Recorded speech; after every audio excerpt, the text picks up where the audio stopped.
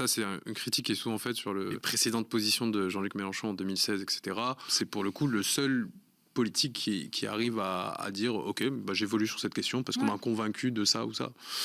Par exemple, en 2016, moi je me rappelle que j'avais fait rencontrer à Jean-Luc Mélenchon un ami qui était à ce moment-là dans la plateforme Stop ou Contrôle aux faciès. Et Jean-Luc Mélenchon, pour plein de raisons dans son histoire, était encore dans un moment où il voulait dire je fais confiance à la justice, à la police, des difficultés à appréhender ce que c'était les violences policières. Et moi je me rappelle de cette discussion avec Issa où il lui dit en fait dès qu'on a 8, 10, 12 ans, dans un quartier populaire, notre lien avec la République, c'est l'école et sinon c'est la police. Et en fait, dès 8, 10 ans, 12 ans, surtout quand tu es un jeune homme, on t'apprend que tu es étranger dans ton propre pays. C'est ça le contrôle aux faciès en permanence, en fait. Et par exemple, ça, Jean-Luc Mélenchon est quelqu'un qui, aujourd'hui, le porte complètement. Il y a aussi le fait d'à la fois de discuter, d'être très en lien avec les différents mouvements sociaux, collectifs, intellectuels du pays, qui fait que, on est aussi capable de dire, de changer d'avis, d'avancer sur des questions, de faire avancer notre programme toujours en mieux. Et ça, c'est aussi une force de Jean-Luc Mélenchon.